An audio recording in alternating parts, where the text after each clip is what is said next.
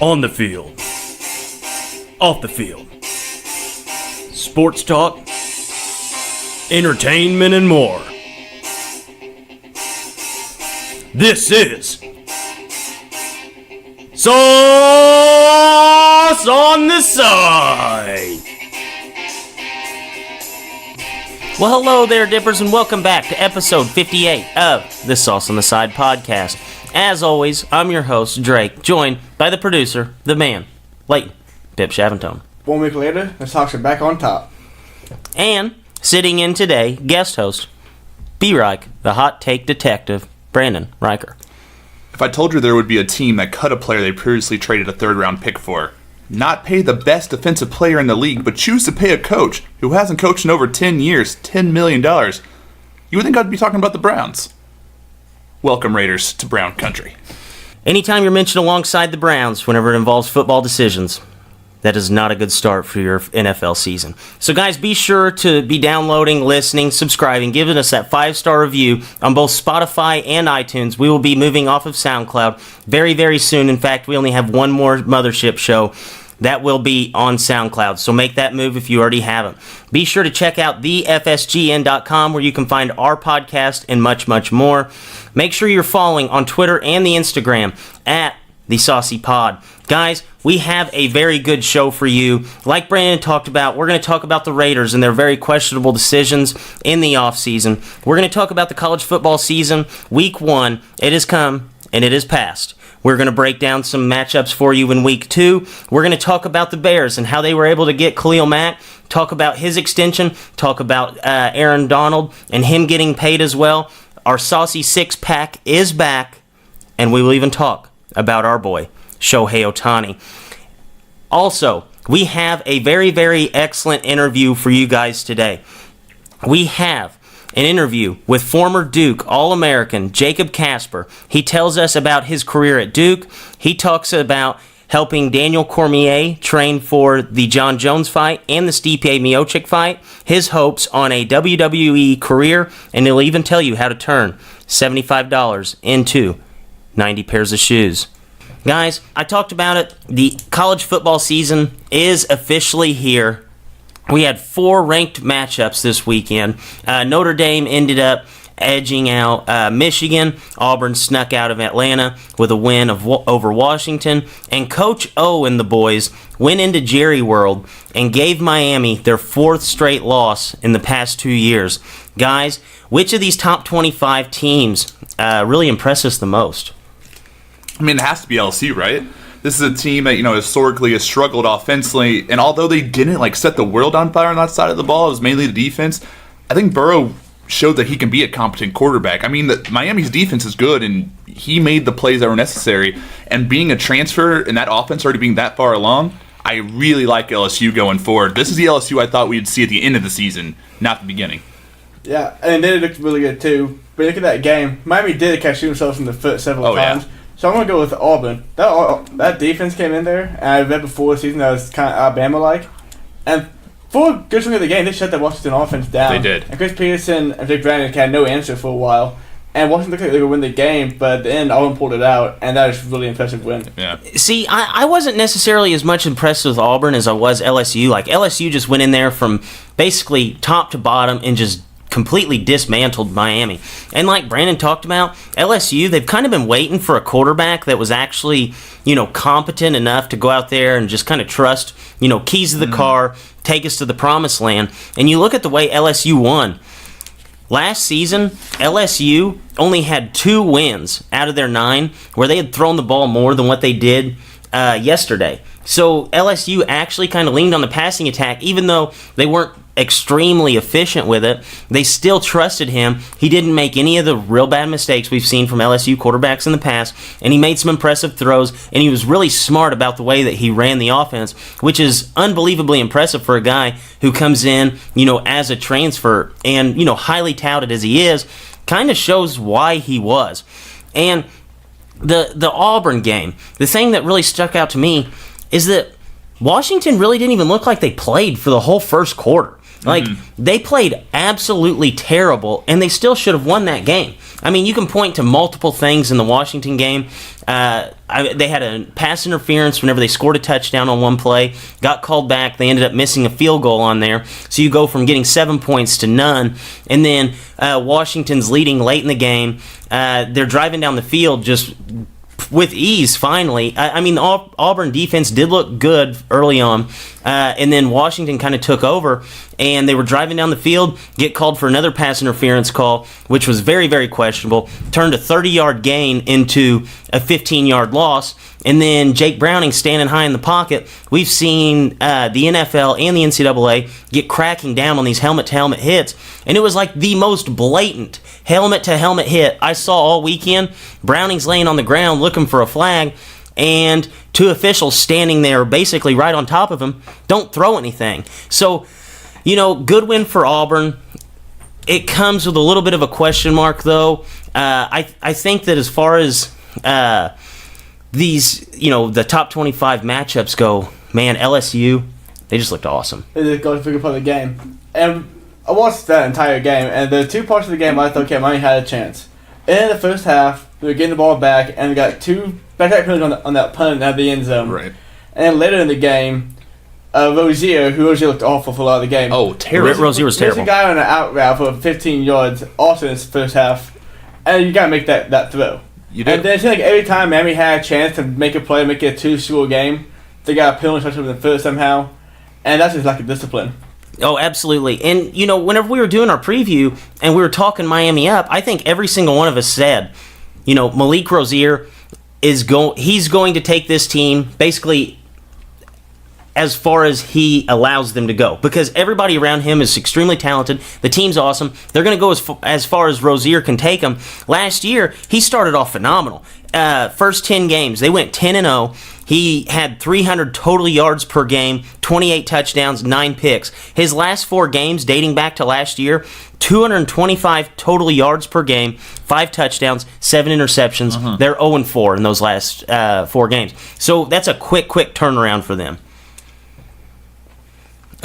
So out of all these teams, I know we hit the kind of the clash of the Titans, all top 25 matchups. What other things really stuck out to you in week 1 for the college football season?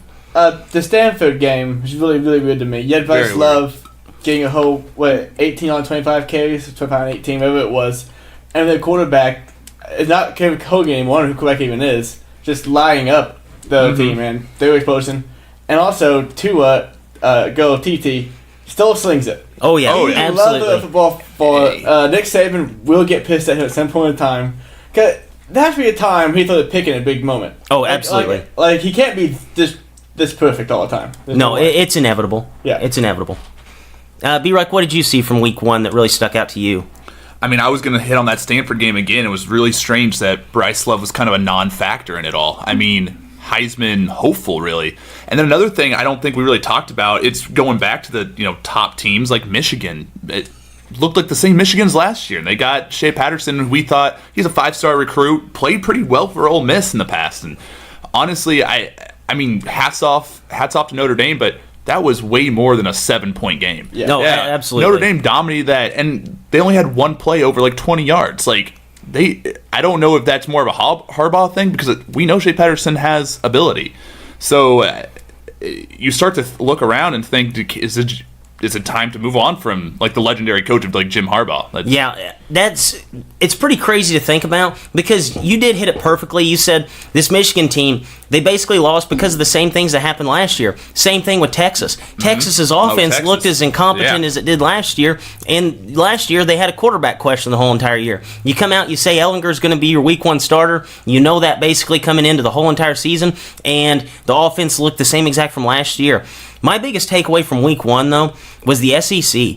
They finally have some competent quarterback play, not the best quarterback play in the NCAA. You have Nick Fitzgerald, Drew Lock, TT, Jake Bentley, Garantano, and Jared Stidham. And they even have Burrow, who we talked about earlier, and hyped him up. So it seems like almost every single team in the SEC now has a quarterback, and you talk about a conference that's been dominated by defense and a run game. Now all these teams have quarterbacks. That's going to make this conference very, very fun to watch going down the stretch, and it's going to be tough to beat any of those SEC schools now. But as good as SEC looked, I mean, how bad did the Big Ten look? I mean, terrible first week for the Big Ten. I mean, I hate to just put the whole thing on the conference, but you have Penn State barely beating Appalachian State. Michigan State went down to the wire with, who was it? Utah State. Utah State. I mean, Michigan looked flat.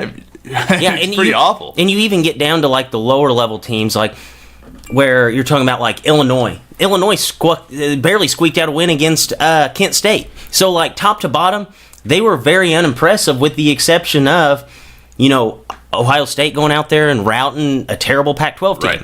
So, I think that, it's a little bit of an overreaction to say one conference is great, one conference is bad. But if you look at week one, it's hard not to question one conference and really hype up the SEC at this point. So, week two, we actually do have a top 25 matchup already, and we have three top 11 teams, probably going to be top 10 whenever the rankings come back out, actually go on the road and take on some big-name programs that impressed in week one. We have number 2 Clemson going to Texas A&M. The spread's actually only 13.5 in favor of Clemson. You have Georgia going to South Carolina, which this is extremely surprising to me. Georgia's only a 10-point favorite there. And you even have Michigan State going to Arizona State as a 6-point favorite. Guys, do you see any of these teams on upset alert in week two? Well, clearly it has to be Michigan State. I mean, barely beats Utah State. But I want to say this isn't really upset alert, but I definitely see Texas A&M having a possibility of covering that spread of 13.5 points. I know Clemson's talented. I think they're a much better team, but I think we already have a quarterback controversy, and it happened in a blowout last week. Backup quarterback, highly touted, and he looked better than Bryant, and we knew that he was better. But if I had to pick an upset, Michigan State, since they barely beat Utah State. Yeah, I think so too. I actually taking Arizona State. Talked about. And this is a team that you loved coming into the season. I love it. This will be the first big win under Herm Edwards, and we put on notice. But like we said about the Clemson Texas A&M game, I'm interested to see if Jimbo Fisher can keep up with Clemson. I think Clemson will cover the spread by more than. I think the spread easy. But I'm interested to see how Jimbo Fisher comes in first half and second half, after he gets beat up a little bit, and see how his team responds. Exactly. Yeah, and Jimbo Fisher, he's as good as a game planner as any, so it really wouldn't surprise me if A&M's able to keep this game close. The team that I'm actually going to put on upset alert is going to surprise you guys a little bit, and that's going to be Georgia. I actually like South Carolina in this game. I don't know if they're going to do enough to win, but last year you look at this game, it was at Georgia, and Georgia only won 24-10. And in that game, Jake Fromm, he was highly touted coming in. He is a good quarterback, but he looked better in that game than he's looked in a game probably his 2 years at Georgia. So he looked phenomenal, and I talked about Jake Bentley earlier being a really good quarterback for South Carolina. He was pretty bad. I mean, you had Nick Chubb and you had Sony Michel going for 200 yards on the ground in that game. That's not going to be there. South Carolina looked very, very good week one. They had Jake Bentley. He was slinging the ball around the yard. Looked really, really good.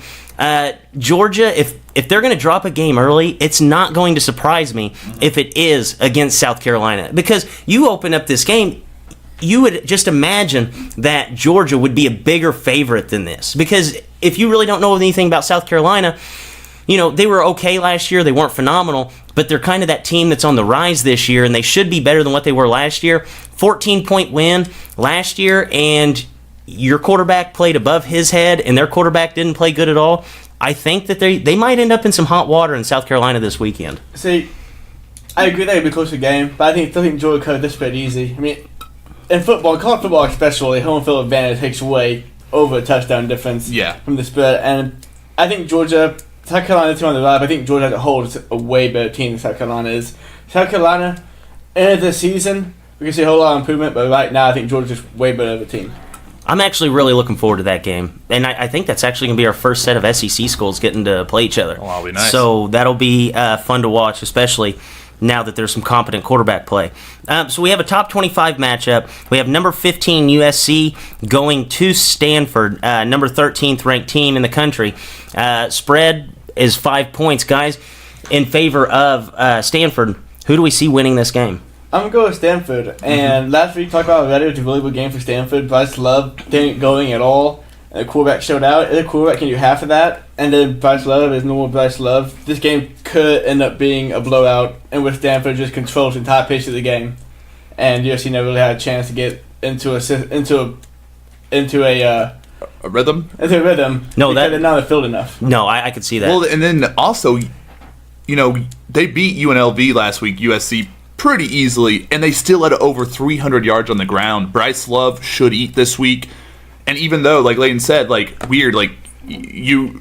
proved to us last week that Bryce Love doesn't have to dominate for them to win a game, which is very good news for Stanford, so I'm going with Stanford as well. Yeah, I'm going to go with Stanford here for a couple easy reasons, in my opinion. So you look at the Stanford team, they actually lost to San Diego State last year, and San Diego State opened the season last year going 6-0. So this San Diego State team is actually a good team, and Bryce Love, last week, 18 carries, 29 yards, like you said.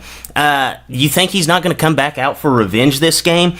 This is the first time since September 10th, 2015, that Bryce Love had more than 5 carries and had less than 50 yards. So even whenever he was splitting time with Christian McCaffrey, and Christian McCaffrey's getting 80% of the work and Bryce Love gets 6 carries, this dude was exploding for 80 yards. He was exploding for 90 yards. He was exploding for 60 yards on 5 carries. Like, this guy is just a human highlight reel waiting to explode at any moment. And last year, he only had one game where he did not go over 100 yards, and I think he's already used that game up this year against San Diego State. And with USC, I mean, the score at the end of the game looked a lot worse than what the game actually was. Well, it was a close game. Yeah, it was a close game. 19-14, USC was leading going into the fourth quarter. UNLV was a 5-7 team last year that ran for 308 yards. So I'm not going to be surprised if we're sitting here this time next week talking about how Bryce Love popped off for 280 yards this game.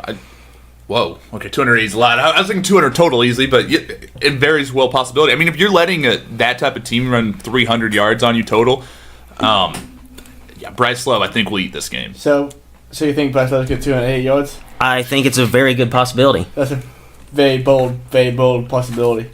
Very bold indeed, but he's the guy that can do it. That's a very bold thought. You have any thoughts for us? Yes, actually I do.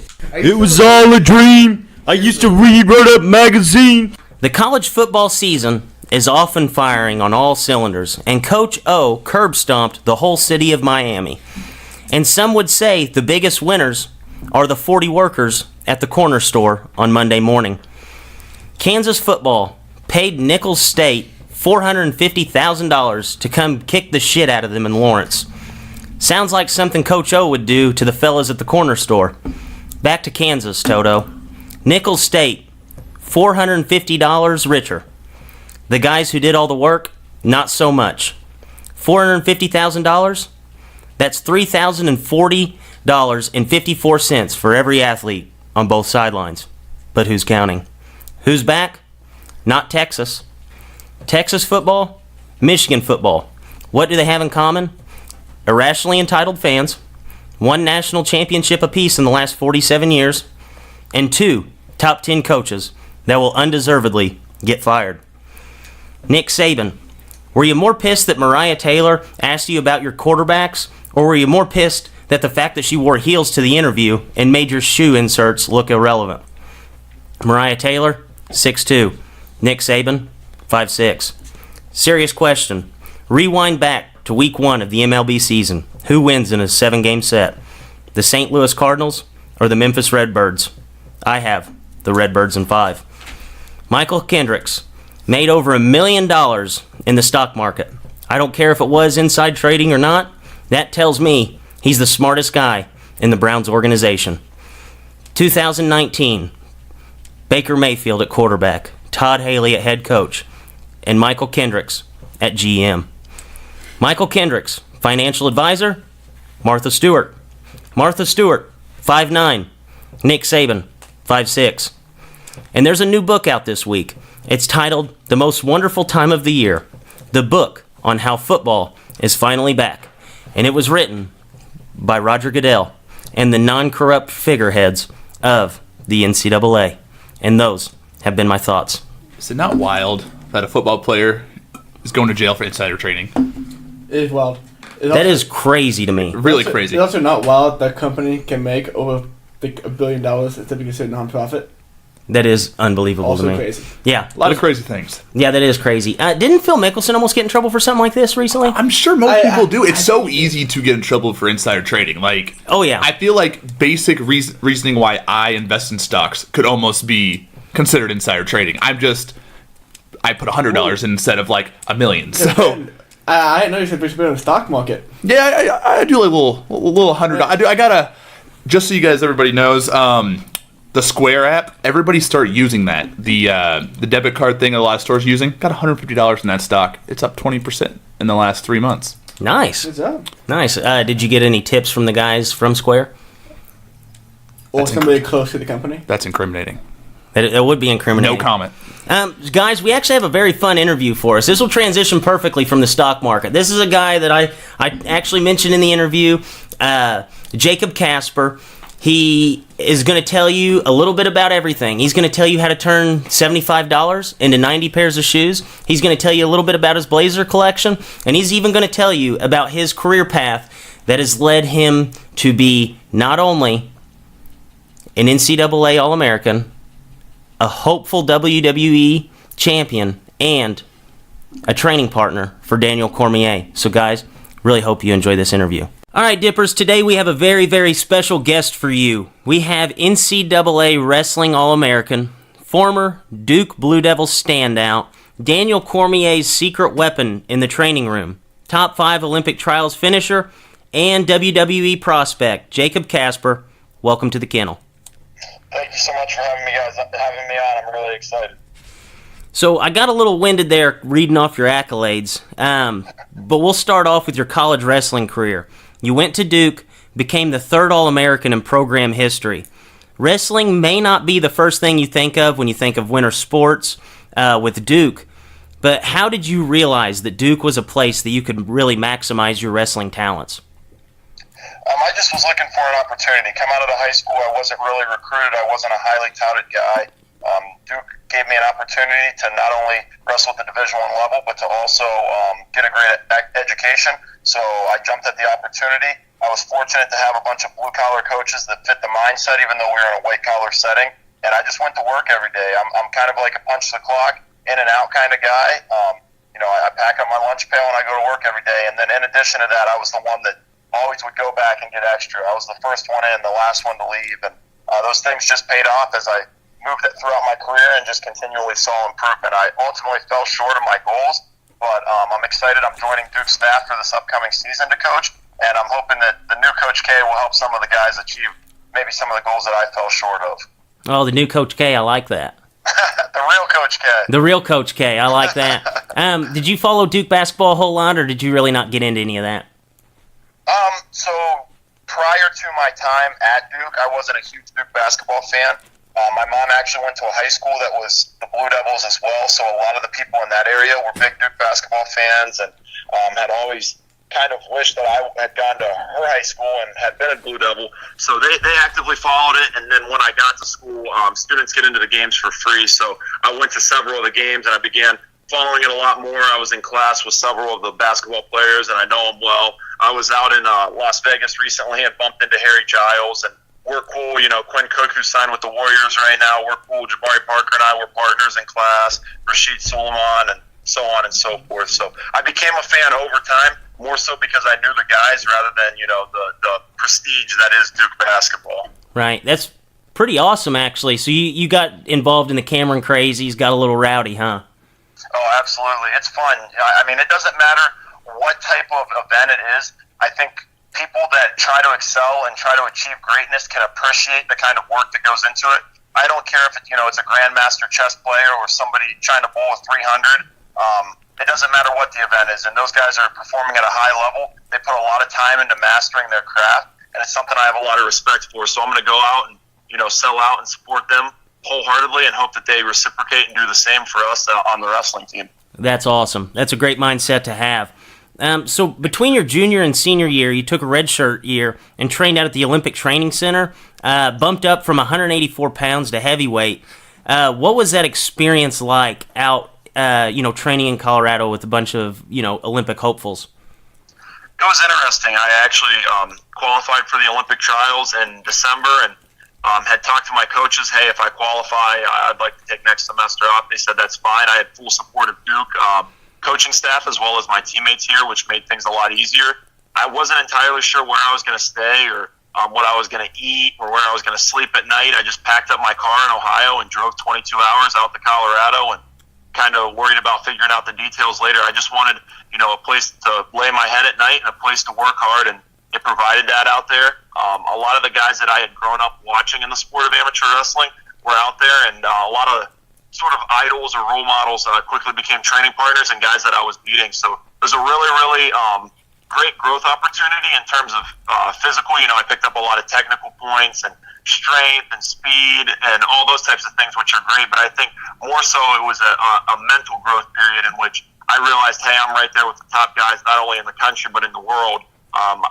My work ethic's second to none. There's nobody that's going to outwork me, and because of these things, I'm going to achieve whatever I want in this sport and whatever I want in life. And it really has just propelled me and jump-started my entire career, I think. I think it was a great move, and I guess I'm fortunate to my training partners out there, Joe Rao, Tracy Hancock, and, of course, Coach Lindland and Coach Zadek, who gave me an opportunity to work out with a lot of those guys, so thanks to them.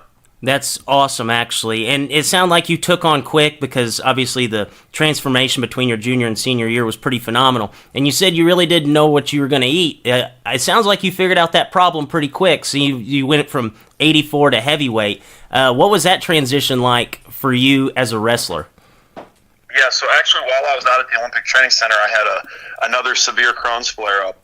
And after my colonoscopy, the doctor kind of told me, hey, this is something that if it continues to get worse, not only are you not going to be able to cut weight and wrestle, or not only are you not going to be able to cut weight anymore, you might not be able to wrestle anymore. So we kind of sat back and made a decision, hey, we're obviously not going to cut weight. That's got to get cut out altogether. And then we need to make a nutrition diet plan moving forward. So we figured out some of the foods that were triggering Crohn's flare-ups and have tried to avoid them since.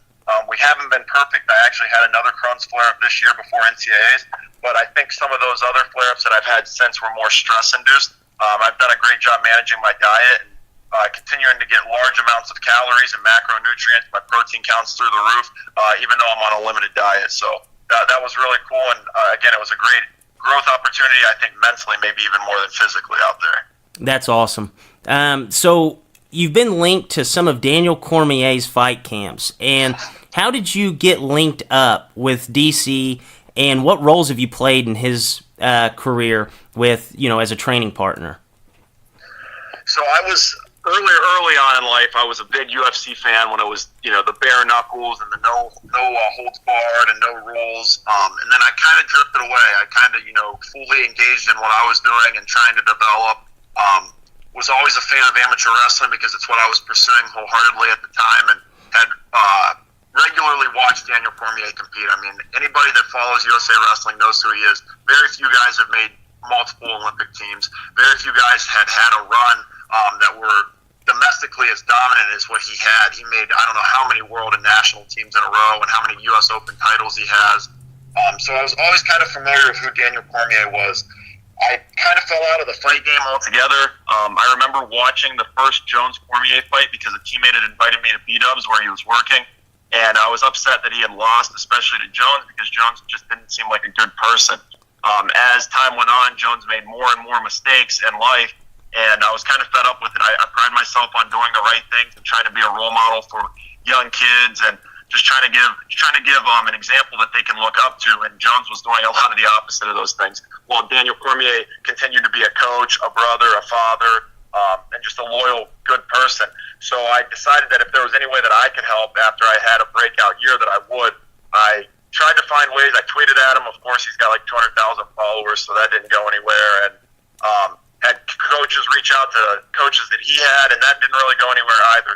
I had reached out to my buddy Max Roshkop, who wrestled at NC State under Jameel Kelly, because I saw a Facebook picture of Jameel Kelly and Daniel Cormier together at Daniel Cormier's wedding. And Max said, yeah, here's Coach Kelly's Facebook, message him, see what can happen. And I messaged him. I just said, my name's Jacob Kasper. I'm 6'3", here's my measurements, here's my height, here's my accomplishments. I don't have any real desire to fight after my amateur wrestling career. I don't have any striking experience, no jiu-jitsu experience, but I can tell you that I'll push him in the wrestling room. I'm a dog. I'll outwork anybody you bring in. I'm as tough as you can find a guy, and if there's anything that I can do to help break John Jones, then I will. And he jumped at the opportunity. Coach Kelly knew who I was. He was still in the college wrestling game at Stanford at the time, so passed along my information to DC. DC reached out via email and said, how long do you want to be out here? I said, I'll be out there as long as you'll have me, and stayed for the whole, I think, 6.5-week training camp that time. And then he must have felt that I contributed enough through that training camp to invite me back, although we didn't get the results against John Jones the second time that we wanted. And he brought me back out for this most recent Stipe training camp, and it's just been great. I think Daniel Cormier is obviously, in my opinion, the greatest natural fighter of all time, the greatest fighter of all time. Nobody's been able to do what he's been able to do at multiple weight classes at the same time in all disciplines of fighting. But I think more importantly, he's one of the greatest people of all time. He's always got your back. He called me just the other day and had a 30-minute conversation, even though he's 100% busy with everything on his plate, because he just wants to check in and see how you're doing. And Daniel Cormier is just a great guy, so I was really, really glad to be able to contribute maybe as minusculely as I did in his training camps, because he's just a great guy, and I'm really proud to have taken part of making history. That's awesome. Even to reach out after, even when he was done using you for the training camp, for him to reach out, that says a lot about him. And you look at a guy like John Jones, who's basically done the exact opposite of that. Kind of makes it obvious which corner you'd stand in if they were to ever fight again. It was strange. There was a New York Times reporter out there that had covered both John Jones and Daniel Cormier, and I was talking to him, and he said, I've got to be objective in my views. I've got to do the best reporting job I can. He's like, but it's hard, man. He said, John Jones is just so arrogant and so brash and just won't make time for you. And then Daniel Cormier is inviting you over to his house and cooking for you, barbecuing. You're having a meal with his wife and kids, and it's just funny. I think they're polar opposites. I had a really, really hard time understanding why people rooted for John Jones for the longest time, like you said. Right. That's pretty bizarre, honestly. So have you gotten any recent calls outside of D.C. to help with anybody else's camps?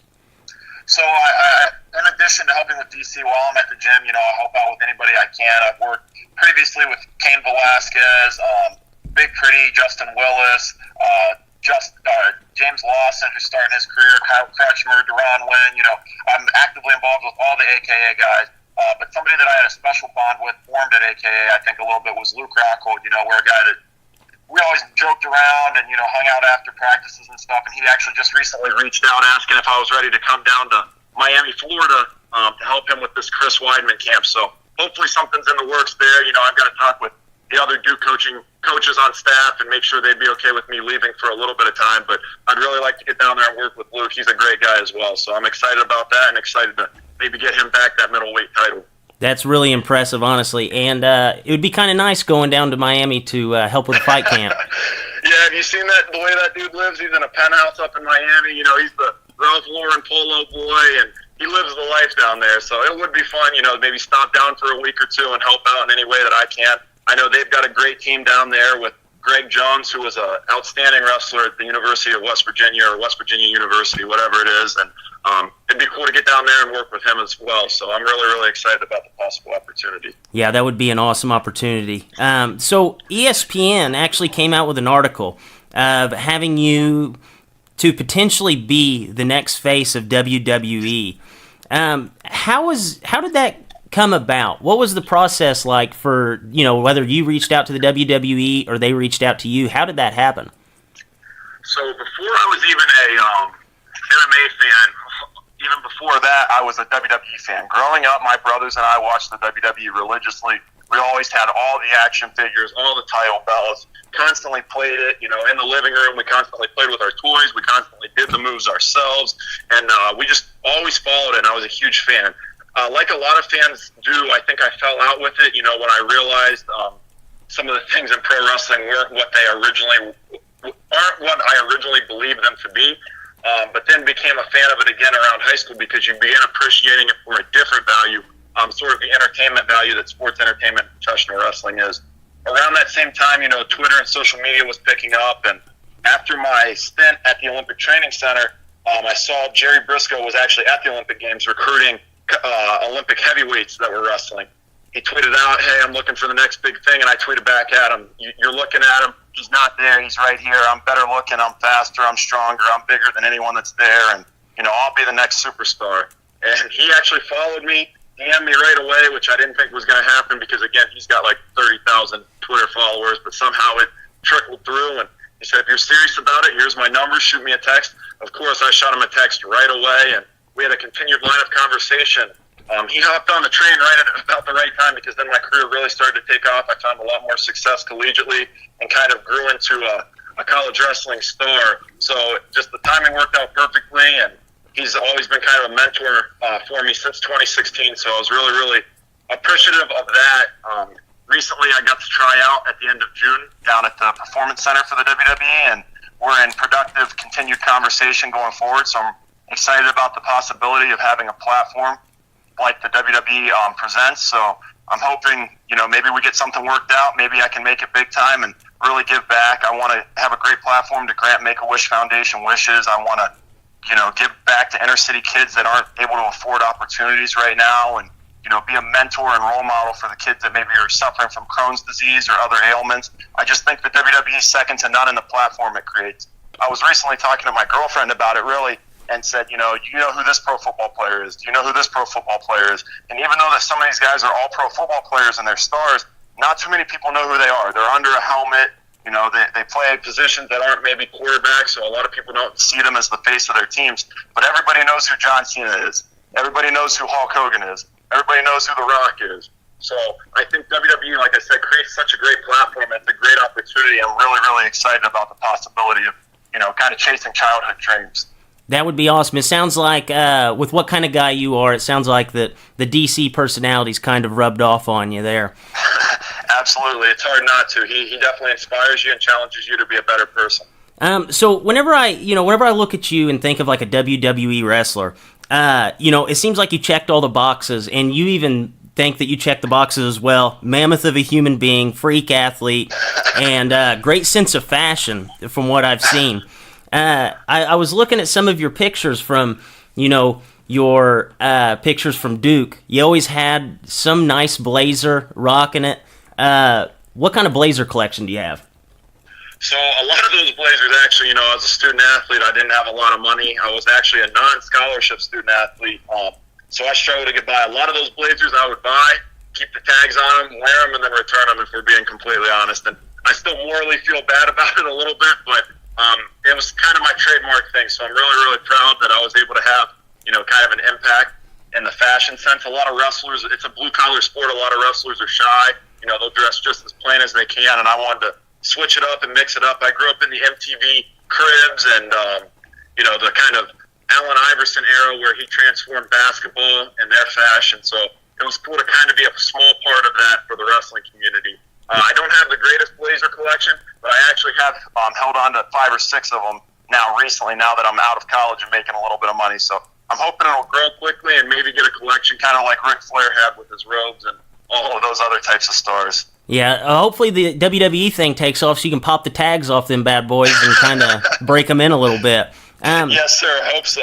I was checking out too that you have quite a shoe collection. What kind of shoes do you have? Yeah, so I collect just about anything: wrestling shoes, street shoes. I've got a ton of shoes at this point. I started out, actually, my shoe collection was $75 and one pair of shoes, and bought another pair and sold those for $300, and then bought another pair with that $300 for $50 and sold them for another $250. And I've just always hustled. I've really, really worked hard at it. Didn't have a lot to start out with, but I wanted to make it into something. And through hard work and studying the market and learning how to take pictures and market and promote correctly, I was able to grow my collection. I think my wrestling shoe collection is probably at about 90 pairs right now. And then my street shoe collection isn't far behind. So based on that small $75 and one pair of shoes, I've been able to work and grow it into a bigger collection. So what you're saying is if WWE doesn't work out, you might have a career in the stock market. do. I trade on the stock market pretty regularly right now. I like to dabble in just about everything, so yes, sir. That's pretty awesome. So as a wrestler, everybody seems to have their shtick. Whether it's Kurt Angle running out in his Olympian singlet, The Undertaker, he was the dead man, Mick Foley, had all the personalities. Have you came up with a shtick for yourself if your WWE career was to take off? I don't know if I necessarily will create one. I'm really, really proud of the person I am. I put a lot of hard work into being myself and to creating myself into what I am. So if it's at all possible, I'd like to just continue being myself. I'm a guy that has always done the right things. I've never drank. I've never smoked. I've always, like I said, woke up early, logged the most hours, and left the latest. I was a guy that was 10 and 13 on JV his freshman year of high school and was 15 and 16 with a losing record his freshman year of college, and have found ways to always improve and always get better while doing, the right things. I've only dated one girl my entire life. I went to an academically prestigious university and got great grades. I've just always tried to be, like I said, that role model that wasn't there in my life, so that kids can maybe have that somebody to look up to. So I'd really, really like to just, continue being myself. It's carried me this far, and hopefully will carry me on forward if people, take a liking to me and will support me. Right. If you are looking for one, though, I think we might have gotten you one. Let's hear it. I'm excited to hear it. Jacob Kasper, the Unfriendly Ghost. The Unfriendly Ghost. I like it. We can still roll with that. I can still be myself and be the Unfriendly Ghost. I was nice off the mat, but when I was on the mat, I compete hard. Yeah, lights go out, boom, you're in the middle of the ring as soon as the lights come back on. I like it. So have you begun training at all for the WWE? You said that you had a workout, but have you, put in, training specifically for that? So I haven't really, I've just kind of continued doing what I'm doing. I actually leave this weekend for San Diego. I'm going to help Team USA get ready for the World Championships in wrestling. I'm a training partner for Nick Wisdowski, who was world bronze. We're looking to bring home a world title this year, and I think Team USA is going to field their best team ever, so I'm really, really excited about that. Like I said, I'm getting these Duke guys ready to compete in this upcoming season. All the while, though, I am slowly gearing towards either, an MMA run or a WWE run. I'm beginning taking acting classes. I'm sort of starting to cross-train. I'm working out at a jiu-jitsu gym and occasionally hitting mitts. Planning on, like I said, taking acting classes, public speaking classes, tumbling classes, as well as getting in the weight room and getting my diet really, really honed in and right so I can make a serious run at either of them or whatever career path I really decide. That's awesome. I don't know how you have so much time in the day to do all those things. That's really impressive. So, guys, Jacob Kasper, be looking for him. Hopefully the next WWE star will be training guys for your enjoyment on the UFC circuit. Thank you for joining us today. All right, guys, a big, big thank you for Jacob Kasper. That was one of the funnest interviews I've had. The guy is an awesome personality, better wrestler, and we even hope that he's a better WWE wrestler. So we'll get to a little NFL news and notes here. So Teddy Bridgewater gets moved to the Saints, along with a 6th-round pick for the Saints' 3rd rounder, and A.J. McCarron is now heading to Oakland for a 5th rounder. What do we make of these trades? Well, first off, I'm so happy for Teddy Bridgewater. I liked Teddy Bridgewater in Louisville. I thought he was going to be a competent NFL quarterback, and this preseason he really showed that he could be a competent preseason quarterback. He was just as good as Sam Darnold. If not, it's just that Sam Darnold's rookie has a higher ceiling. So he gets traded, and now he's kind of the quarterback in waiting over in New Orleans with Drew Brees being 39. I really like that, and great for the Jets to pick up a 3rd-round pick in return for that, because didn't they just sign him this offseason? They just signed him this offseason and pushed it for a 3rd rounder. I love that. I love that for the Jets. Good direction there. And then for the Bills, this automatically, Josh Allen's going to be starting this year at some point. Nathan Peterman's not. Nathan Peterman's week 1 starter. I know he is, but I'm saying that's just so Josh Allen can get a little bit more reps, because we know Nathan Peterman's not winning that job. He's just going to throw a lot of picks, and then Josh Allen's going to go in there, throw a lot of picks, but throw the hell out of the ball. Yeah, I saw that the Bills actually cut both preseason punters, so they're probably going to rely on a lot of picks from McCarron. Or a lot of picks from Peterson.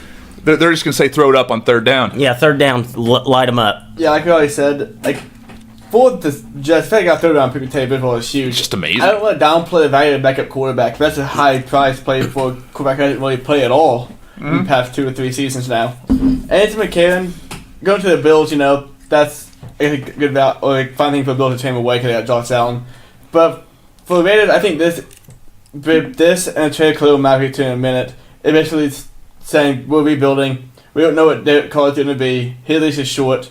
We're going to take the season, see what we have going forward, and then we'll see what Oakland is going to be. Yeah, and, whenever people talk about the Raiders, wanting to rebuild, it makes no sense to me because last year we saw Marshawn Lynch dancing on the sidelines. The team was hot. They started off unbelievable, and a lot of people were picking the Raiders to be in the Super Bowl. Oh, yeah. And that's all you heard last season.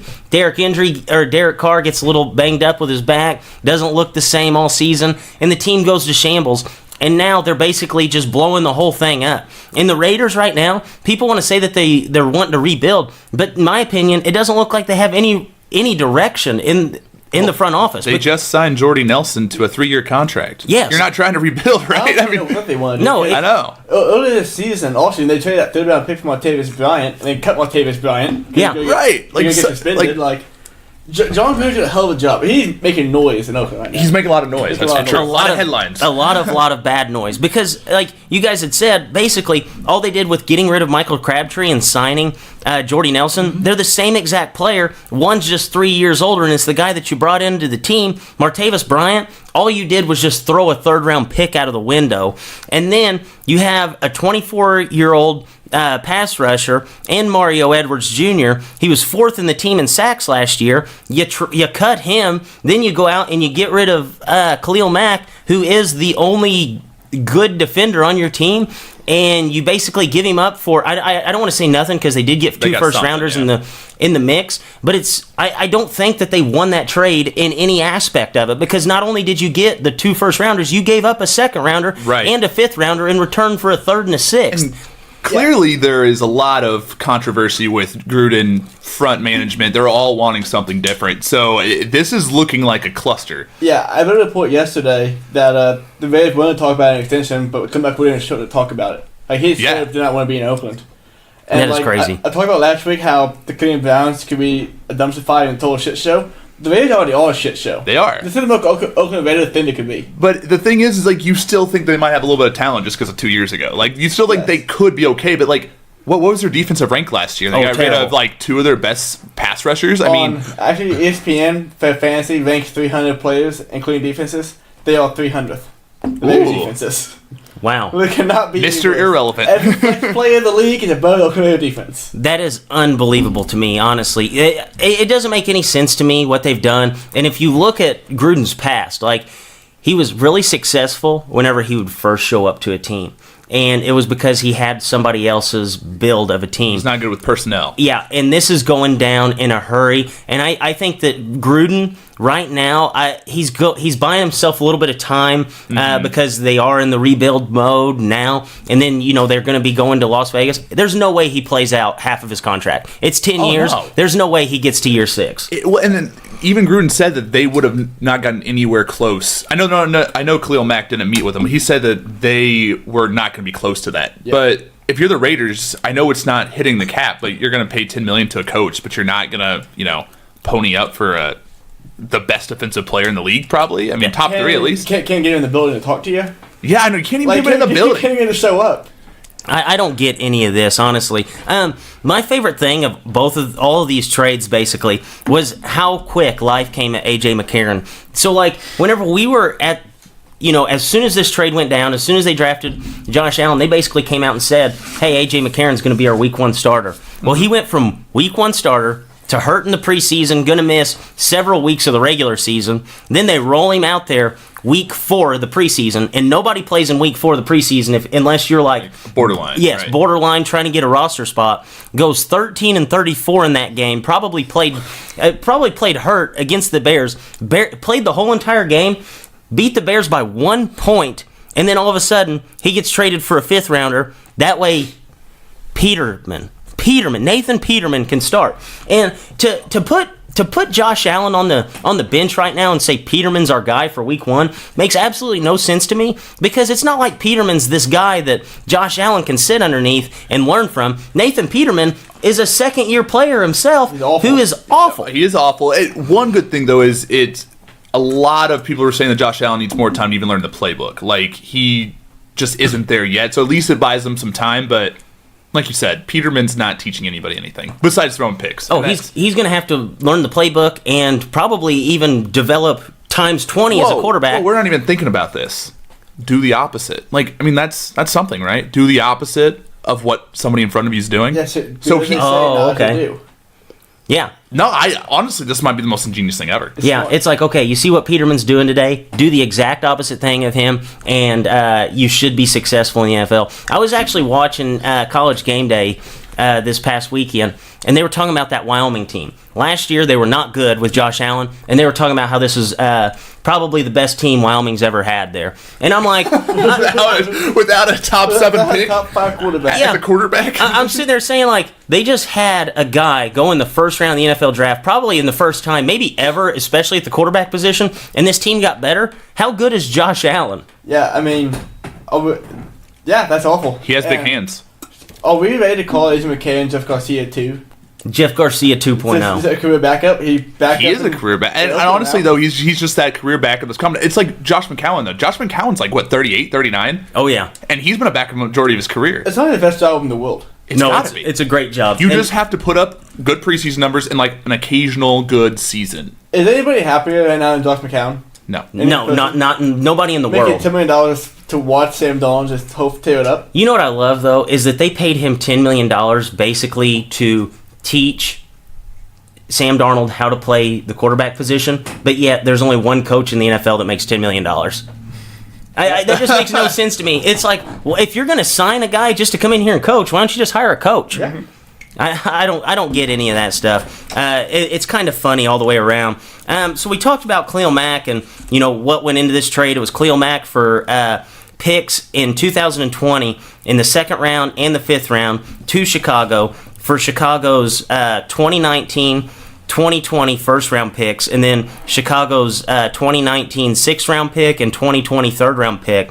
The Bears basically immediately signed Khalil Mack to the biggest defensive contract in NFL history, 6 years for $141 million.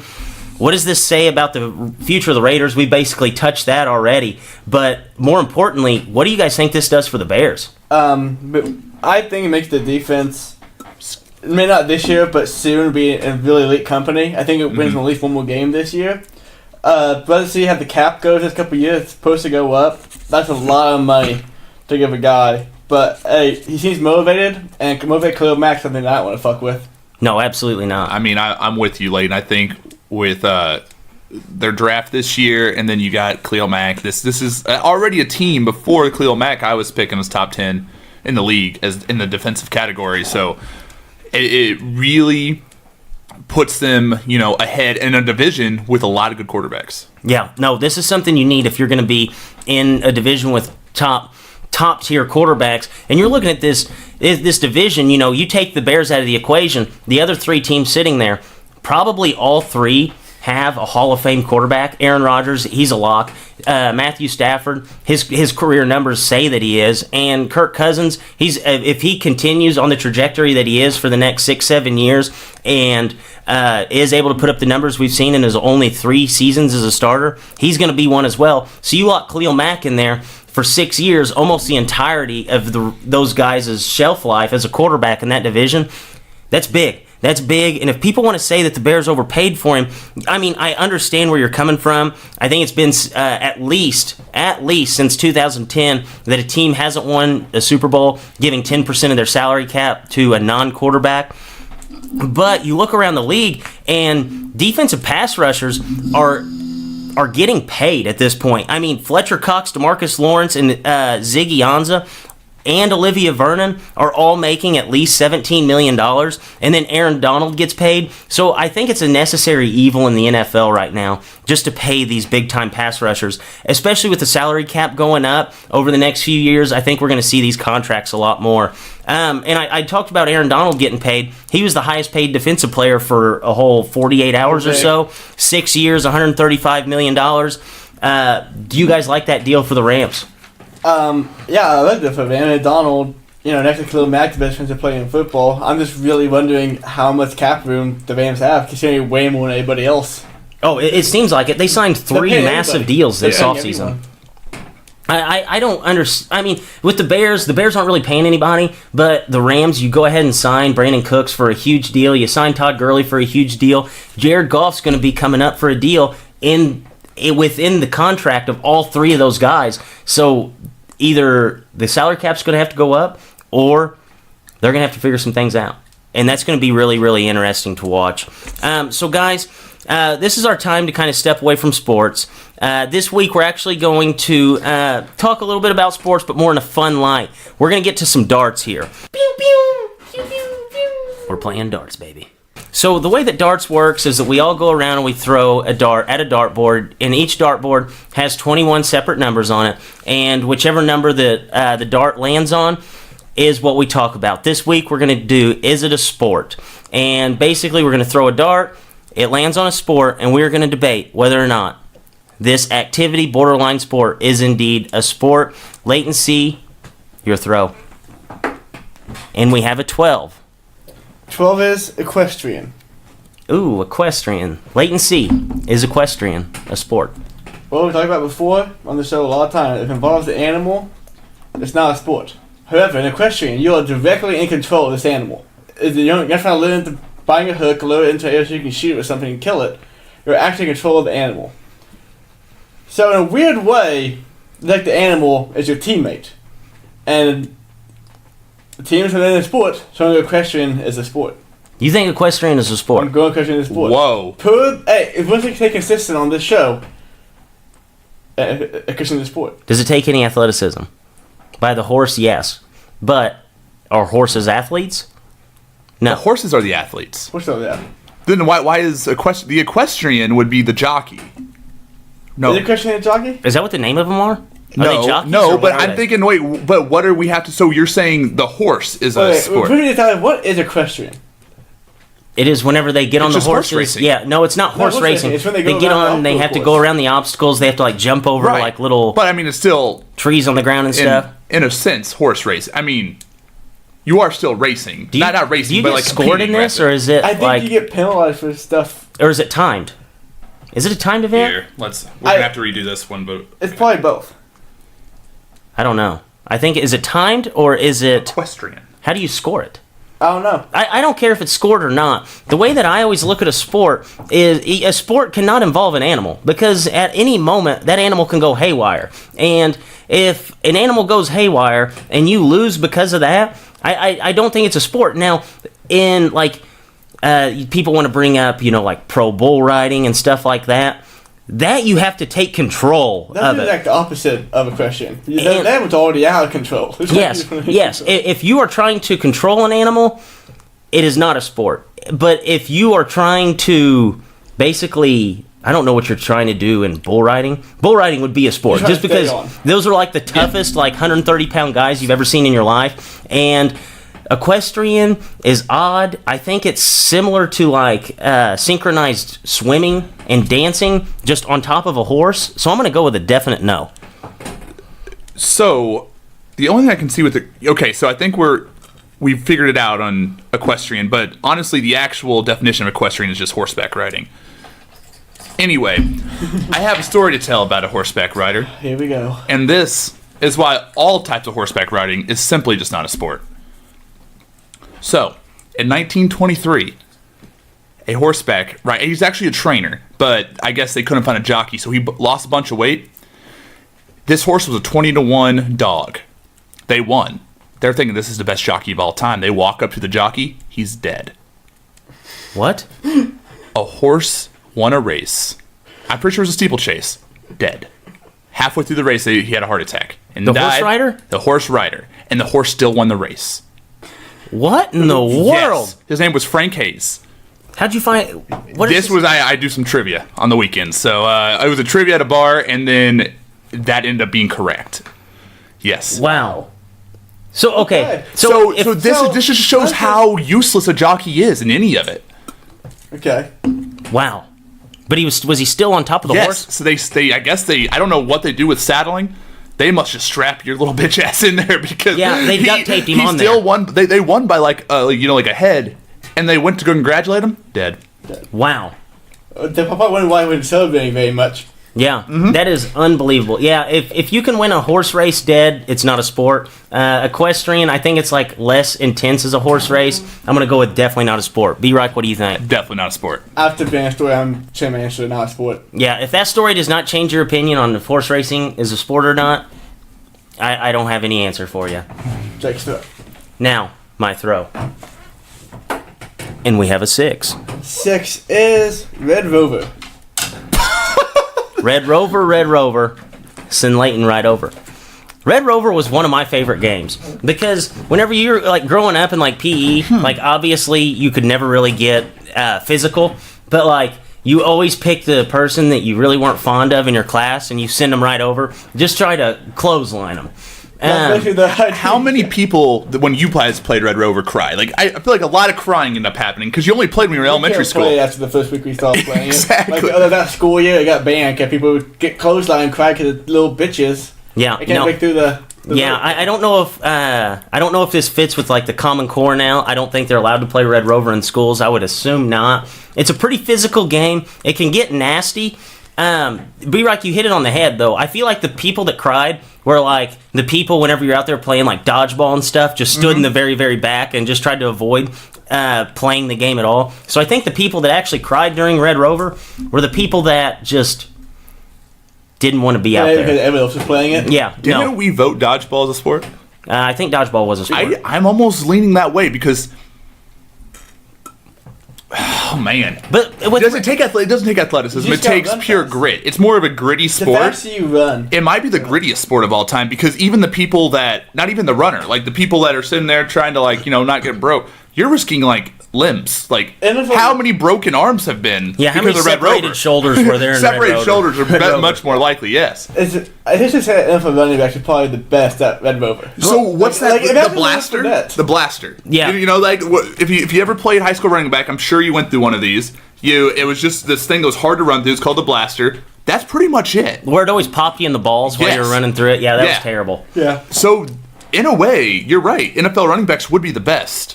Well, here's on Red Rover. How do you determine a winner? It's been a long don't time know. since I played. So I think what happens is you have two people. If you they can't break hold it- lines. If you can't break it, you're on that person's team. If you do break it, they get one of your players. But then Yeah, it's all ultimately, one person's everybody's fault. going to win. There's only going to be one loser in Red Rover, and it's going to be the last guy that they send Yes. on over. But if you look at the game, like you're going to get to a stalemate ultimately, and then everybody wins. Sure, well, Everybody wins except for one person, and it's always going to be the guy that they don't want to send on over. so it's gonna be it could be Adrian Peterson. Adrian Peterson always loses Red Rover. Yes, so realistically, the most athletic person out there is going to lose in Red Rover every single time because they're not going to want to take that chance of getting him over there. I think with that aspect alone, it's not Whoa. a sport. No, not only the teams win. There's two teams. But Thank one God team for would have Google. one person. The objective of the game is to end with the most players on your team by maintaining the integrity of your chain.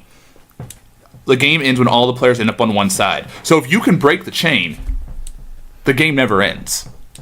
Yeah. Yeah, if for one person. No. No, one person doesn't win. It's just a team. So But- really, But you add them onto your team. Yes, but if you break the chain, the only way you can win it is if nobody can break the chain. Yeah. I don't know. I'm going to go with not a sport because this game either A, never finishes, or the losing team is just going to be one guy who is probably the most athletic guy out there. Yeah, the best athlete doesn't win this game. Yeah. So No, that's because not a it's sport cinema. for that reason. Absolutely not a sport. Nope. So, unanimous. Red Rover. Not a sport. Not a sport. So, B-Reich, your throw. From the chair. And we have a 12. Dizzy Bat. Dizzy Bat. Nice. Ooh, okay. Dizzy Bat. Now that's a good game. And if you guys don't know what Dizzy Bat is, and if you don't, I mean, where the hell have you been? But anyway, what you do is you get a wiffle ball bat, you carve out the handle, you fill up the whole Dizzy Bat up with beer, you chug it. How many seconds that takes? That's how many times you have to turn around, and then you have to hit spin. With their head facing down against the bat. So, aka the dizziness. Now, Dizzy Bat. You can't really win. You can't win, but you can lose. And You can look- absolutely lose. And you can Really actually hard. absolutely look like an I've watched asshole. Hall before in Dizzy Bat. You can look like an asshole pretty easily. But since you can't be a winner, I'm going more towards it's not a sport. But at the same time, shit. It's a fun game. It's a fun activity game. You're Until right. you do it, and you're like, man, that sucked. Yeah, and how many? I feel like everybody who knows what dizzy bat is only knows what it is because they saw somebody get hit in the face with a wiffle ball bat because the guy was spinning around Battery uncontrollably. face plants. I mean, yeah. Well, what do you think, Layton? Where are you going with this? After this is something I don't think coming into play whatsoever. Being good at baseball, though, would definitely help in dizzy bat because you would. Being good at drinking. Being good at drinking helps too. Having good balance. Yeah. So this sounds like an event right now. Balance. Good equilibrium. Hand-eye coordination. You know how good Babe Ruth would have been at this game? Unreal. Well, He would've- first of all, he chugs the beer in 1 second. Yeah, so he has to spin one time. Then he just hits Babe a always bomb. spun one time and then hit a bomb. Yep. I'm gonna go with it's a sport. Anything we just said for it to be good at dizzy bat. I don't think that take good at actual for sure sports. I'm going with it's a sport. If there was a winner, I would agree with you. I'm going to go with it's not a sport. Yeah, there's not a winner in this. But Unless, the winner is anybody watching the guy lose. yes, There's yes. thousands of winner winners. is that. It's just like Red Rover. Yes. Everybody gets to watch. There's one loser. Everybody else wins. Since there is an objective, but there's not an objective to win. I'm gonna have to go with no. So, Layton, I think you voted twice this one. Run us through what was and was not a sport. Equestrian is not a sport. Red Rover is not a sport. Dizzy bat, it's not a sport. Clean sheet for not a sport. First time it might have happened in the history of this thought game, actually. Yeah, I know that was actually. We can always find a way to bullshit one thing to be a sport. I know. Right. I tried. Is it a sport is probably my favorite thing. It's fun. But whenever you have guys who win a horse race and not live to see the end of it, can't be a sport. So now we're going to transition back to the NFL, and we're going to play a little word association. So I'm going to throw a title out, and then we are going to say basically the first player that comes to our mind for the 2018 NFL season. It's going to be a player, a team, a coach, whatever it may be. So we're going to start off hot and heavy with the word association. MVP, Aaron Rodgers. Phillip Rivers. Kirk Cousins. All right. Rookie of the Year, defense, Bradley Chubb. Bradley Chubb. Roquan Smith. Can I get a dark horse pick? Yeah. Vita Vea. Vita Ooh, Vea. Ooh, nice. Big guy. If he gets not going to run with Tampa Bay, get any kind of sack numbers, he could be it. Raekwon was number 2 for me. Yeah. Well, I think he was number 2 defense player. No, number 3 because the Browns decided to take Denzel Ward. They did the Bears a huge service. Rookie of the Year, offense. Saquon Barkley. Sam Donald. Saquon Barkley. Ooh, Sam Darnold. Quarterback. It's tougher for quarterbacks. I did a little research on it. Rookie of the Year. Now, MVP is automatic quarterback. It seems Yeah. like that. Three straight running backs would have been named to this award had the Cowboys, had they had actually voted correctly, and Zeke Elliott would have been it because you go Kamara and even Eddie Lacy won this award, so it shows how easy it is for a running back to win it. All you have to do is just be on a decent team and have 1,000 yards. Yeah, that's all you need. And I think that's why he'll probably get it. B-Rock, we're going to talk about that Phillip Rivers pick at the end, though, because I really like that. First coach fired. Jason Garrett. Nice. That's really good. Nice. Hugh Jackson. Hugh Jackson. I mean, that was a little easy pick. I I like Coach Garrett, though. They hired their coach in waiting, Todd Haley. NFC champ, Vikings. Vikings. Nice. AFC champ, Texans. Chargers. Jaguars. Super Bowl champion, Texans. Vikings. Vikings. All right, so we're going to get to B-Rock and is like for the we'll go with love. We'll go with love for the Chargers this year. I am all in on the Chargers this year. Is it because Phil Rivers is closer than we had Tony Romo? That might be it. I think honestly. that's it. I haven't even thought about that, but I just really like the Chargers. I like their defense and their offense at the end of the year last year. And I just think this is the team that can get done in the AFC. Yeah, I really do. I feel like the Chargers and the Vikings are almost identical teams. If you think about it, They are a little bit, yeah. They have two receivers that I could easily see going for 1,000 yards. They both have 2 running backs that we could almost pencil in for 1,000 yards rushing, 400 yards receiving. And then they both have stellar defenses. Mm-hmm. So I actually really like that Chargers pick. I think with Phillip Rivers, it's just so hard just because we've never seen him in a Super Bowl. It's going to be hard, but yeah. If they didn't lose Justin Barrett, I would like that pick. I just like that pick, like that team. Justin Barrett really hurts. With the Chargers, every year, we'll go with Phillip Rivers. I said it last year, and it was like the running joke. Phillip Rivers has played his whole life from behind. And you look at every single season Phillip Rivers is there, this team starts 1-5. 1-5, they're 0-4 or something like that, and then they end up making a run, and they're either the last team in the playoffs or by far the hottest and best team that's not in the playoffs. Exactly. Like, if he gets a chance, if he ends up like 0-4 and then makes like a big run, I feel like Phillip Rivers, you just don't want to see him in the playoffs because he does have so much experience playing from behind. Every game, I said it last year, every single NFL week, you see the Chargers down by 1 score, Phillip Rivers with the ball, screaming at everybody. Yes. And if he can start off this season, if they can go 500 through the first 6 games, they're easily going to be a playoff team. I really like that, though. And I do like Jason Garrett as a dark horse as the guy to get fired. I don't necessarily think he'll be 5. You think Cowboys will be a good team. But I can easily see Cowboys coming out 1-3, 1-4. And Jason Garrett, in my opinion, never been that great of a coach anyway. So I can see that it's moving on from him. Yeah, well, you're not really a good coach if Jerry Jones is in your ear the whole entire game. Yeah, so. That's my big thing. He's there because he's Jerry's bitch. Yeah, no, he definitely is there to do that. So we're going to bring back the Saucy Six-Pack here, and we're going to read off the six-pack of games.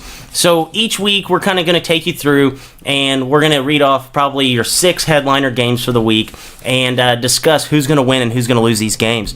We'll start it off hot with a Thursday night matchup of two playoff teams from a year ago. We have the Falcons heading to Philly. Guys, who do we have winning this game? I'm going with the Falcons. Falcons? Yeah. I think I'm going to go with the Falcons, too. I really like the fact that what I really like is we know who's going to start quarterback for him. And that's a good start. Oh, he is officially? He is today, and he looks fucking awful. Oh, Yeah. well, no, never mind. I'm that's why changing. I'm going with the Falcons. That they actually, because my only thing was Confirmed. I was picking the Eagles only if Wentz was quarterback, because Nick Foles is ass right now. Confirm Nick Foles. Okay, then I'm going to go with Right now. Falcons. Dude, Nick Foles, he has, like, been the man. Like, he had a really, really great start to his career, and then, like, if he'd have just retired last year, he would have had, like, the best sandwiched career of all time. He would have started off great, ended phenomenally, and in the middle, been absolutely awful. And I think awful is putting it nicely. Yes. They don't have Alshon Jeffrey. Yeah, it's going to be Falcons. Yeah, I think the Eagles are still favored in that game, by the way. Saucy Six-Pack game number 2.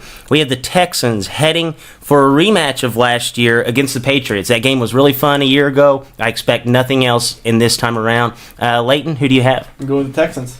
Going to Foxborough, getting it done. I am actually agreeing with them. I'm picking back off Leighton's Super Bowl pick. I think it's going to be a great test, though. I'm really looking forward to it. But I just think the Texans are a much better team. Yeah, I'm going to go with the Texans, too, just because we usually see the Patriots start off slow. And 3 of the last 6 years for the Patriots, after week 4, they've been a 500 team. So they're not a hot starter, and Bill Belichick really doesn't care. He uses week 1 as a measuring stick, and 16-week season, so he'll figure out when to get the job done. I just see the Texans coming out early and kind of hitting them in the mouth in the same way Kansas City did last year. So we'll go to game number 3. The 49ers heading to Minnesota, and what I think is going to be a really fun game to watch. Leighton, who do you have? Vikings by a lot. I am going with the Vikings. I'm not going to say this a lot, but the 49ers didn't do a ton to help their defense. I think Jimmy G will have a decent game, but there's no way they're beating the Vikings. No, I don't think there's any way they're going to beat the Vikings. Vikings at home is basically a cheat code. And, you know, if this game was in San Francisco, I would say it'd be a close game. But whenever all those Minnesota fans got their helmets on, yelling Skull, it's a whole different environment. I'm going to go with the Vikings. So game number 4. This is a game that I am probably looking forward to more so than any game outside of the Bears this weekend. We have the Jags heading to go play the new-look Giants with Pat Shurmur. Guys, who do we see winning this game? Jaguars in a close one. Well, this is my bold pick of the week. It's going to be Giants. I think this is the week the Jags fall a little bit short. I mean, their defense is amazing. They should win this game, but I just think the Giants, with their offensive power, they're going to kind of sneak up on the Jags first week and win the game. Yeah, the Giants, I actually had them penciled in to go to the Super Bowl last year.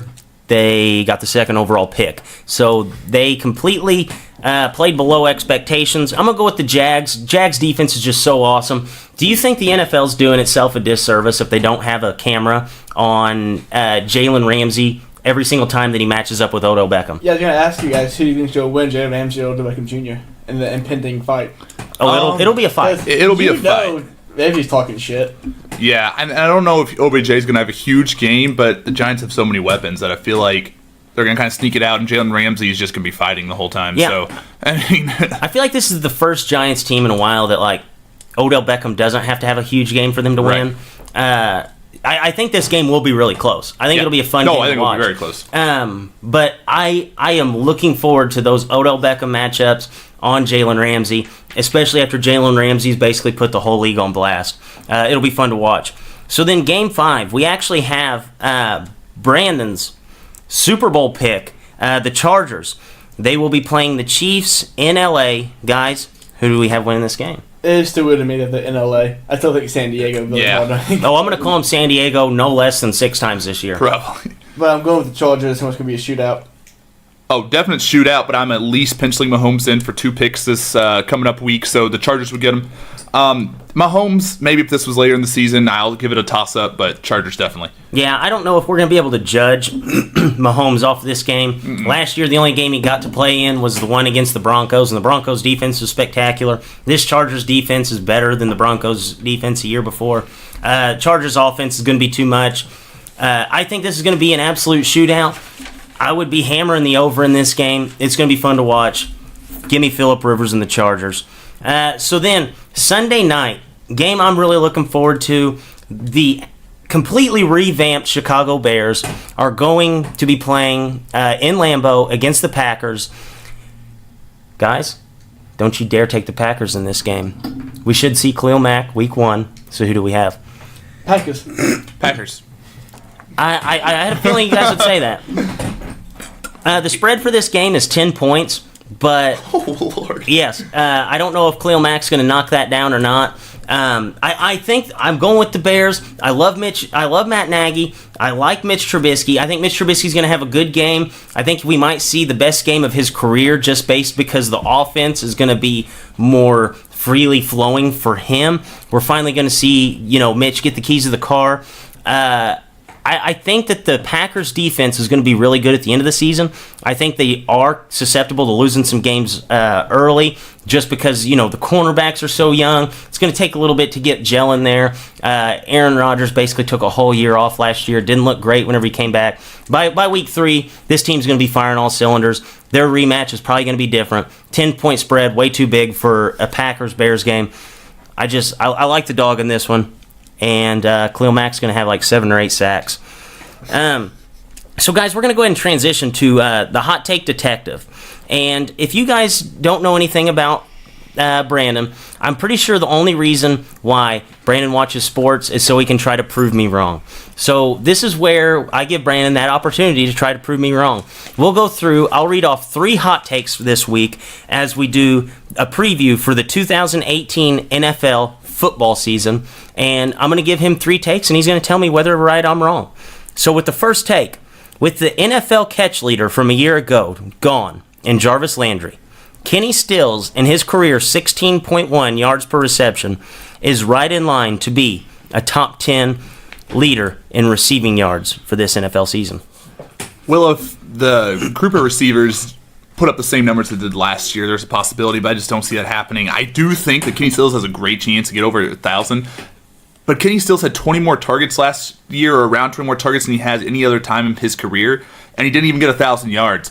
I think that Danny Amendola and the new, is it Jasleski or the tight end, the rookie tight end for the Dolphins? Oh, if you'd asked me earlier today, I would have known it. Mike Gesicki. Yes, Mike Gesicki. I think they're going to benefit He's a ton. Stud. I think Kenny Stills is going to benefit, but Devontae Parker was on pace for like 120 targets. He's still going to be targeted. Maybe if you said that if you were just giving me over 1,000 yards, I'd pencil him in, but he's not going to be top 10. So did you factor in Amendola missing 7 or 8 games or not? What? Oh, just projecting. I was like, I must have not known something. Yeah, I mean, he actually played like 14 games last year, so Danny's looking a little bit more durable. But no, I think that the Dolphins offense, I think a lot of those will be going to more of the underneath routes and clear with the 16 yards per reception. That's not Stills' game, so I'm going to go with a no on that one. Okay, so I'm wrong. Okay, take number 2. Khalil Mack, the most dominant pass rusher in the NFL. The only player in NFL history to be named first team All-Pro at 2 positions in one season. When he joins Leonard Floyd, 11.5 sacks in 22 career games, Danny Trevathan, on pace for 90 tackles a year ago, if not injured, and Roquan Smith, who had 135 tackles in 15 games at Georgia last season. That will be the number 1 linebacking group in the NFL. Well, like I've already said on this podcast, I think that Chicago will be a top 10 defense even before Khalil Mack. I'm actually going to agree with this take. I think that they have a really good pass rush. Yeah, and I think Mack, he is probably the best pass rusher in the league right now. So I'm going to go with that as a yes. It kind of hurts me to say it, but yeah. Anytime I can sneak a take in, especially for my team against Brandon, it just brings an absolute smile to my face. But I think this is going to be 100% the truth. And I'm really looking forward to this defense. And you know what's funny is that it doesn't matter if the Bears change coaches, change GMs. They're going to find a way to always just build the team around linebackers. Yeah, that's the Midwest way, man. So take number 3, Jimmy Graham. He'll be heading to Green Bay with the red zone monster in Aaron Rodgers and an absence of Jordy Nelson. Jimmy Graham will be the NFL leader in receiving touchdowns by the end of this NFL season. Well, this is a very big possibility, but I honestly think that Adams is going to get more touchdown receptions this year. I think that Jimmy Graham will at least get 10 if healthy. Aaron Rodgers has produced he's produced 2 players with double-digit touchdowns before with Jordy Nelson and I believe it was Cobb a few years back.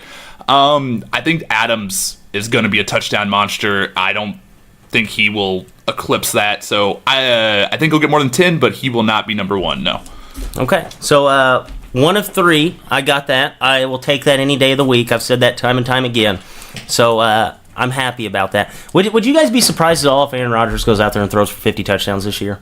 50's a lot, but he does have a couple touchdown, monsters there. Adams... They get in the red zone. That should be good. Yeah, Adams and Graham should definitely have over 10 touchdown receptions apiece. So that's going to be nice. So, but 50's a lot. I could see it though. Yeah, I wouldn't be surprised. It would be kind of eye-opening, but I'm not going to put anything out of Aaron Rodgers' grasp at this point. So, guys, we'll go to a little MLB chatter before we wrap up this show. So, Shohei Ohtani, our boy, pitched yesterday. He pitched 2.1 innings against the Astros. Nobody's really talked about this yet with his velocity in this game. So in the first 2 innings, he looked really good. Scoreless, 2 Ks, 1 walk. Fastball was right around 98 miles per hour. So then the 3rd inning rolled around. He opened it up with an 88-mile-per-hour fastball, which, if you guys have watched Shohei throughout the season, we knew that this guy's velocity went up as the game went on. He'd be out there in the 5th, 6th inning throwing 100 miles an hour. 88-mile-an-hour fastball, a walk, and then he gave up a home run on a 77-mile-per-hour slider to George Springer. Are we concerned about this? Not really concerned. The first time pitching in a game in months, maybe a little fatigue, but the drop in velocity from the first inning to the 3rd inning is concerning. He has 10 miles an hour after only throwing. He only throw a maximum 50 pitches, so less than 40 pitches. And the slider is hung it. Yeah, I am actually concerned. Let's just put it that way. Clearly that's fatigue. The panic button. Clearly that's fatigue. Clearly that's just the inflammation building up. That's the reason that it dipped like that. They've been protective of him so far. They had him a lot of rest. But if it's already coming back like this, it's unless you just want to move him to the bullpen and figure something else out. This is a big panic, and you didn't pay this guy to just be a bullpen arm and an occasional home run hitter. This needs to. They need to shut him down. They need to shut him down and just do the damn surgery. Yeah. Do it right now. He'll come back halfway through next season, and he'll be the player that you paid him to be. It's easy as that. No, I agree with you. And we kind of live in the StatCast era where they're always showing stuff like this. Velocity is a big thing. And I was looking at his pitches throughout the game. He was steady, and then all of a sudden, boom! It was a huge drop off. as soon as that third inning rolled around. And that is as concerning as any. I mean, you look at the Cubs with Yu Darvish. Basically, he knew right away whether or not he was ready to come back or not. And Shohei basically does the same thing and just falls apart. And it's got to be concerning if you're an Angels fan. You got to be sitting there thinking, like, what the hell's this team doing? If he pitches again for the rest of the season, this team has completely mismanaged him. We sung the praises of this team early on, thinking that they did such a great job. But if he comes out and pitches again this season, it's a loss. It's a loss. And actually they said, like, it was a knee-jerk reaction right after the his performance, but they said that they want him to do his next start, which is just insane to me. Like, why? There's no point in it. Just shut him down. You know he's a great talent. There's nothing else to prove there. No. You're not trying to prove a point at this point. You're just trying to keep a guy healthy, and that makes no sense to me. So we're going to go ahead and give Leighton, our producer, his spot in the spotlight. This is his chance to kind of step away from sports. He goes out each week, and he watches a movie or watches something in the entertainment industry, and he breaks it down for you. So, guys, this is Pip's Entertainment Review. 1 2 1 2, Pip's Entertainment Review. Sit on down for a movie to view. Alright, as you guys know, I've been talking about episode of Hard Knocks each week. 2 episodes let's talk about. This week's past episode, worst episode yet. Worst. 2 weeks ago was the best one, this one was the worst. Starts off, basically... Was it just Hugh Jackson talking the whole time? He talks a lot. Oh, that's probably why. But no. Basically, show opens up with Josh Gordon is in the building. So it starts off kind of funny. Hugh Jackson walks into John Dorsey's office, says, the fish is here. John Dorsey looks at him, no idea what he's talking about. He asked him 3 times, what's here? The fish. The fish? Oh, the big fish. Josh Gordon's here. Like, yeah, Josh in the building. That's like the worst nickname ever for that guy. That was pretty His bad. nickname's Flash. Yes. He has a nickname. That doesn't make any sense to me. Just call him Fish. Yeah. Like, who? But, So they're pretty resistant to Gordon building his own brand there. They're just going to call him the Big Fish. Yeah, but Josh Gordon doesn't really practice, does some conditioning work on the side, does individual drills. Nothing too exciting there. Didn't really show much practice at all, really. They did the weekly thing they do every week where they show Baker being good in practice. Not even showing Tyrod at all. And I was thinking It's Tyrod. about players they haven't shown at all. The running back, Duke Johnson, call aside, Nick Chubb, totally absent from the entire show so far. What? I still to this day have not seen any of those 3 guys in like real life without a helmet on. Well, that doesn't make any sense to me. I feel like that's one of the biggest question marks of this. A team with the most question marks of any team in the NFL. That's one of the biggest ones. Who's looking good in practice as far as the running backs? They haven't shown them once. That's unbelievable.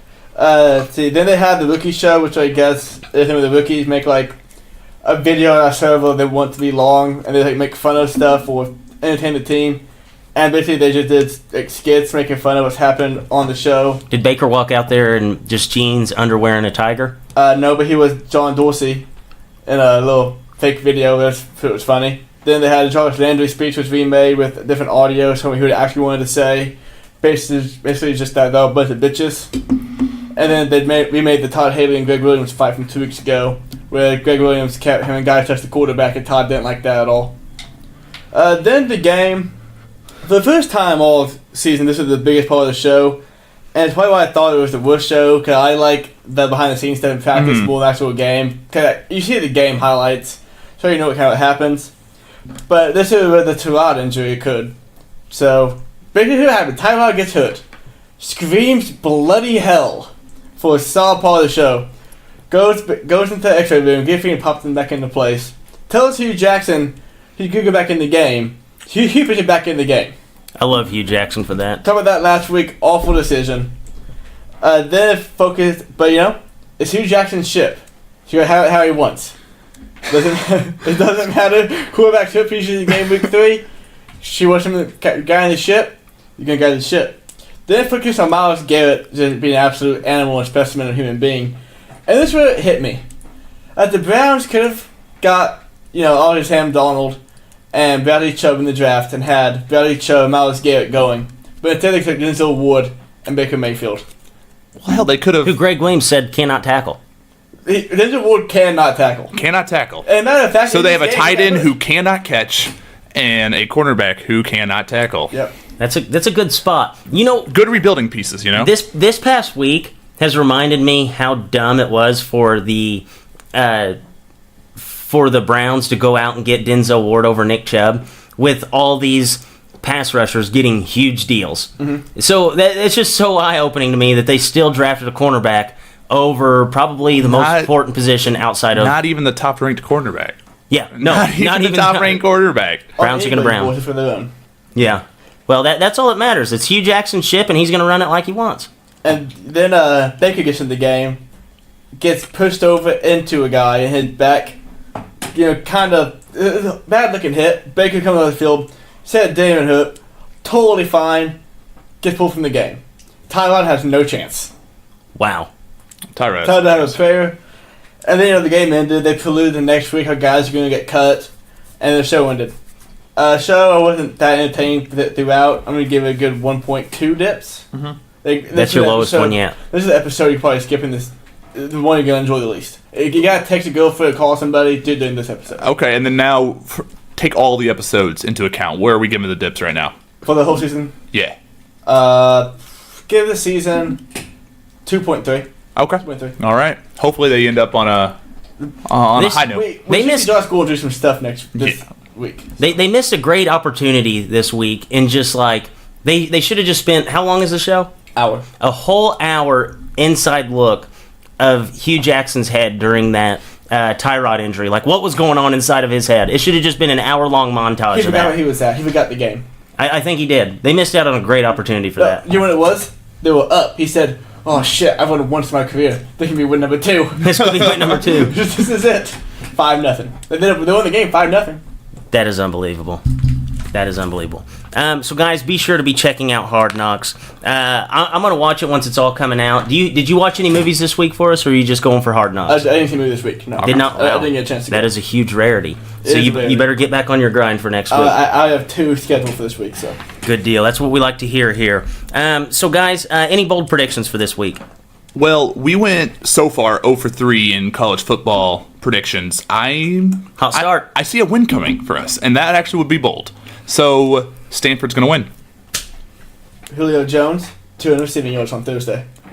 I sure as hell hope so. I think that's not out of the realm. My bold predictions, I think Sam Darnold and Mitch Trubisky are both going to throw for over 300 yards in their first starts this year. So, guys, anything else before we wrap this thing up? Opening the show with it.